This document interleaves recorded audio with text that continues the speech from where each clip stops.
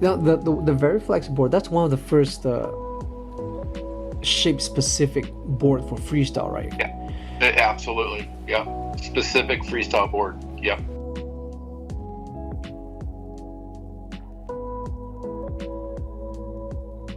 Well, G&S was the first ones that were made that were for somebody to cut and make them, and then it was Veriflex, and then I think, again, I don't want you to quote this because I was so young, and when I stepped out, I literally was like a light switch. I just got off into other stuff.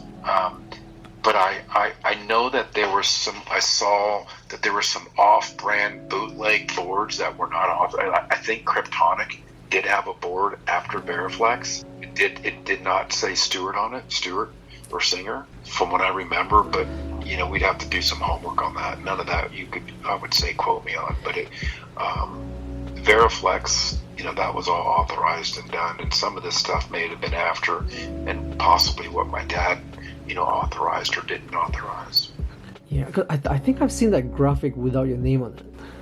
Yeah, that's just that, and that's not an approved thing back then. I've seen it, and then with kind of a cheaper version, not and without the bevel parts, right? Yes, yeah.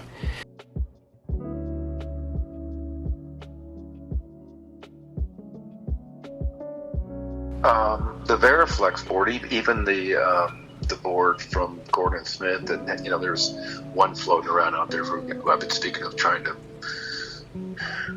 Actually, Al Coker had it and then sold it. Yeah, so you probably know he worked for my mom and dad at the skateboard shop and at Donnell, and Lord knows how many boards and things he's got. Wow. Not accusing anybody of anything. Just I know that Oasis board was mine back in the day, and just with the stickers, everything on it. The guy that's got it now, I said you name your price other than just getting into the millions, but. He doesn't want to let loose it right now because that board's written, the blank is really sentimental. But I saw it. He sent me pictures. And it's all finished, and I was like, yeah. I've been told there could be less than 100 of those boards that were made. So there's one that's online that's got like a sticker that says Oasis on it. Oh. From the skate park that I went to. Did the GNS one had a graphic on it, or was it a blank? No, it was a blank with just GNS. Burned in. Just a logo. Just a logo. And then those, because there's so few, it never had my name put on it. Was it the same shape as the Veriflex one? Or? Yes. So it's the same shape, and so for your question is finger flips were a big thing, right? Grabbing them as all the stuff. So what it did is I created that design when you reach up to the front of the board and you could still have a power pivot. We ran them in the front and back, so if you look at the design, the power pivot plate will fit right in the middle of that. And then your fingers, the way it's designed and routed, so when you grab under there, you had a specific place. It was kind of cheap, too, because you had a ridge. Grabbed it, and when you went to flip the board or flip it, make it, do it like a kick flip, but also a 180 at the same time, right?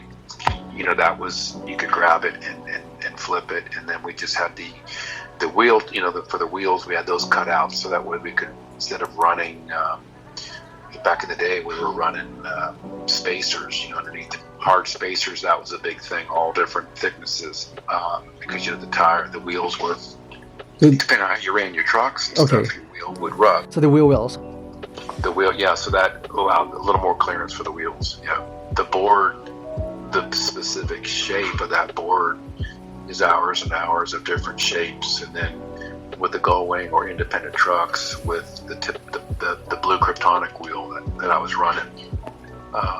So it was up on the edge, right? The edge kick flip to kick flip, edge or kick the board to spin it, all those things that Rodney Mullins and everybody faded out of it. That then it Rodney, as we all know, took it to a completely.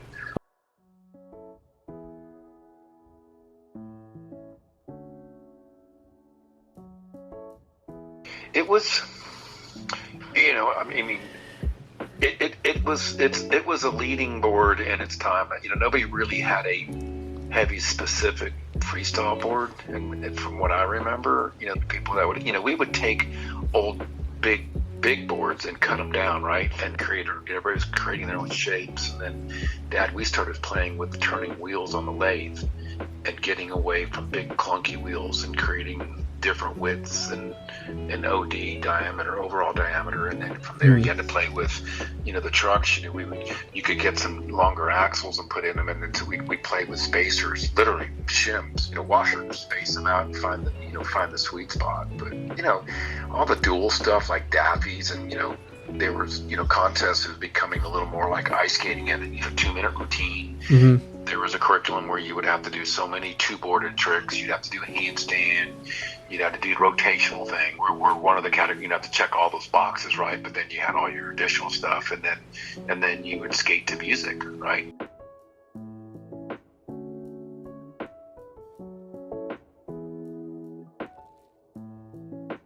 Yeah. There's two graphics. That was the one that I finally picked. So if you look at that picture on the wall, there's framed in a shadow box. There's another logo that says Singer. That was my second choice, because back then, an artist would draw them, and then you would have a silkscreen made later. That was the second. That was almost the logo. And then I remember this. I just wanted, let's make it look mechanical. And so my dad and I have always been into, never owned or had them, but cobras and dragons and serpents. So I've got a tattoo that's kind of a morph together. My son's a tattoo artist, so I have that. But and then my mom came up with the idea, performing. Well, let's put a top hat on them. So that was, one of Mom's kind of ideas.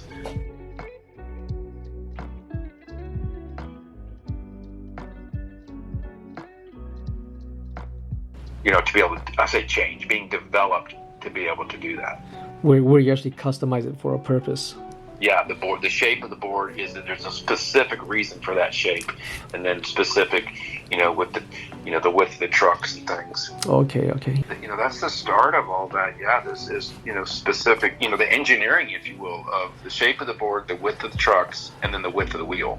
And then wheels were becoming, there was different width of wheels and, heights of wheels, and then Kryptonic, they really changed things because they had all the different compounds. There was the yellow, the reds, and, different densities of the wheels. Were fast on the street, and cars, and just amazing. But, you could wear them down pretty quick. And then Freestyle, we quickly realized we don't like that. We wanted a harder wheel so you could get the slide and, and have a really solid landing, whatever your trick is. Or if you kind of missing it a little bit, you got to slide the board a little bit to keep your balance. A very rubbery, dense wheel wasn't good for that. I skated the blue ones. A lot of people skated those.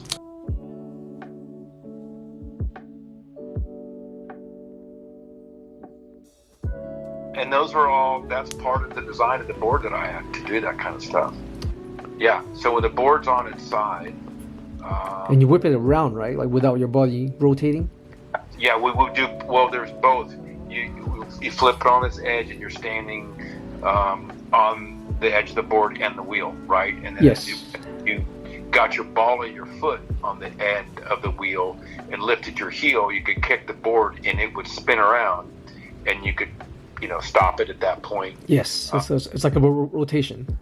Yeah, exactly. There was that, and then basically a kick flip from there, right? You're flipping the board, and that's again this board is designed how it rocks when it's on its side. That whole shape, Dad and I designed this shape to work with.